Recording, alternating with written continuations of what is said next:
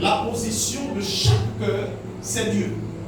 Celui qui sait qu'un cœur est sincère ou pas, c'est Dieu. Parce qu'entre nous, on peut rire là, mais dans le cœur, c'est autre chose. Donc, dans l'Ancien Testament, c'était cela. Dieu l'avait permis. Mais ce n'était pas une pratique qui démontrait réellement que la personne là, le fait d'offrir autant de moutons à Dieu, c'est vraiment son cœur qui donne là. Dieu a pesé les cœurs des hommes. Il a vu que dans cette pratique, certains étaient sincères, mais d'autres ne l'étaient pas. Et donc, quand on arrive dans le Nouveau Testament, on va tomber justement sur ce verset-là. Il y en a plusieurs. Qui va nous dire, je vous exhorte, c'est Paul qui parle ici, et je vous exhorte, mes frères, par les compassions de Dieu, par l'amour de Dieu, à offrir vos corps comme un sacrifice vivant. Oui, là on prend l'expression, le mot utile. Un sacrifice vivant, c'est un sacrifice précieux. Un sacrifice vivant, c'est un sacrifice sincère. Un sacrifice vivant, c'est s'abandonner. C'est s'abandonner. Donc le Nouveau Testament ici nous interpelle à nous offrir nous-mêmes. Parce que autrefois, ce n'était que des rituels. Les gens apportaient ceci, les gens apportaient cela, les gens venaient donner.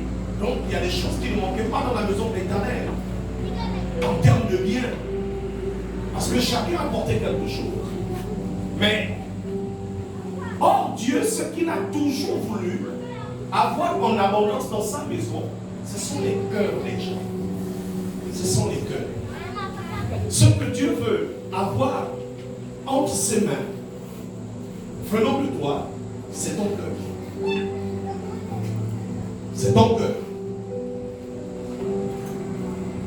La pratique des rituels nous gagne aujourd'hui, et on peut le voir. Ils sont nombreux aujourd'hui à vouloir prouver à la terre tout entière que le fait d'offrir des présents à Dieu, c'est la preuve évidente qu'ils se sont offerts à Dieu. Non. Ce n'est pas ça. Parce que celui qui s'offre à Dieu est forcément différent de celui qui offre à Dieu. Est-ce que tu comprends ça? Celui qui s'offre à Dieu est forcément différent de celui qui offre à Dieu. Les attitudes sont différentes. Celui qui vient offrir à Dieu, c'est bien, n'offre pas forcément à Dieu son cœur, n'offre pas forcément à Dieu ses pensées, n'offre pas forcément à Dieu sa façon de marcher.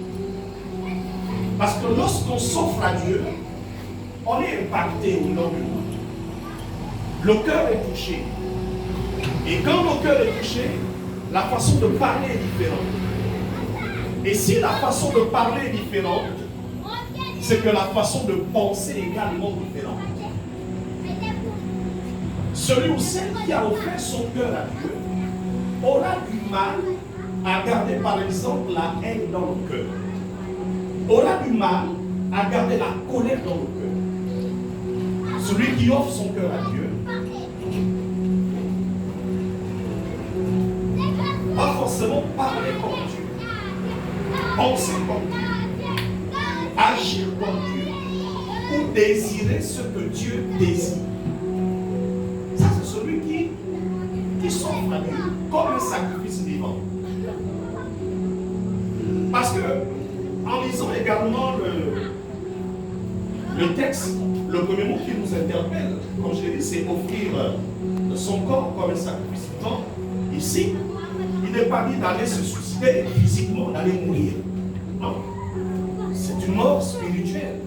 C'est un abandon total. On vient s'abandonner abandonnés entre les mains de l'Éternel. Et quelqu'un peut dire, mais l'homme est composé de 3 parties. L'homme a le corps, l'homme a l'âme et l'esprit. Or, ici, on parle seulement de corps. Non. Toutes les parties qui composent l'homme sont interpellées ici. L'âme, l'esprit, cela englobe également le corps. Parce que le corps, c'est l'enveloppe. Le corps, c'est l'enveloppe qui possède l'âme et l'esprit à l'intérieur. On dissocie cela dans le discours. Mais sinon, en réalité, quand on parle du corps de l'homme, on fait aussi allusion à son âme et aussi à son esprit.